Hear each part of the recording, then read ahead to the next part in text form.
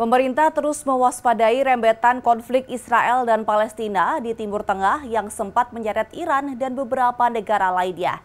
Harga minyak, nilai tukar rupiah, dan inflasi menjadi persoalan yang dihadapi pemerintah Indonesia sejak meluasnya konflik Palestina dan Israel pada 7 Oktober 2023 lalu.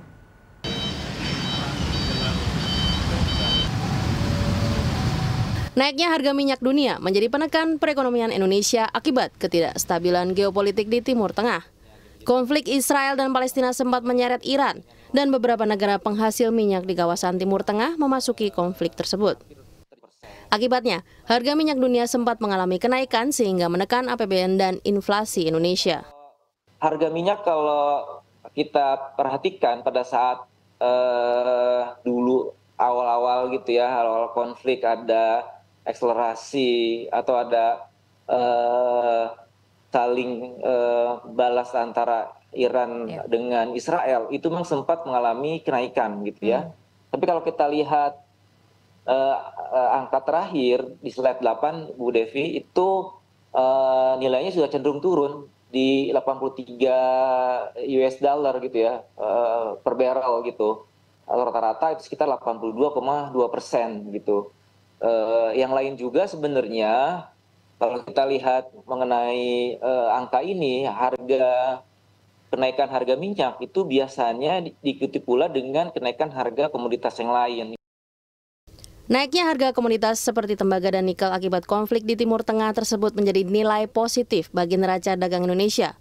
Namun kenaikan harga bahan pangan dan minyak yang berasal dari impor terus diwaspadai dan diserap oleh APBN melalui subsidi agar tidak memberatkan masyarakat.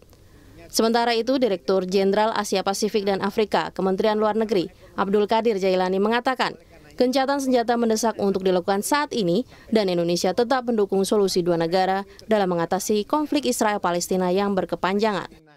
Indonesia memiliki kepentingan untuk mengelola krisis ini bukan hanya dari persoalan solidaritas, tapi melainkan juga untuk melindungi kepentingan nasionalnya. Jadi diplomasi yang dilakukan pemerintah saat ini adalah untuk mengelola krisis yang terjadi di sana. Apa yang dapat kita lakukan saat ini paling tidak ada beberapa hal.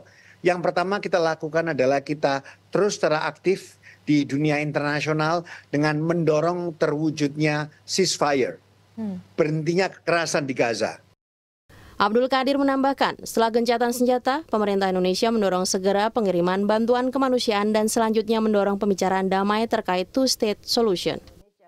Akademisi dari Universitas Islam Negeri Jakarta, Masrofa, mengatakan Indonesia terkena dampak dari konflik di Timur Tengah tersebut. Dampak geopolitik Timur Tengah terhadap Indonesia ini berujung kepada penyelesaian konflik Israel-Palestina.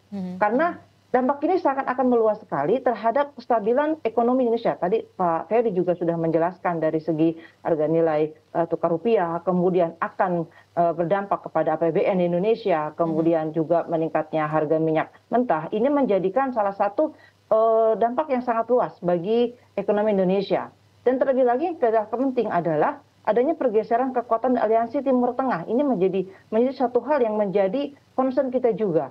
Karena melihat dampak ini akan menjadikan Indonesia menjadi negara yang memberikan dampak langsung atau tidak langsung. Efeknya langsung ataupun tidak langsung, seperti itu.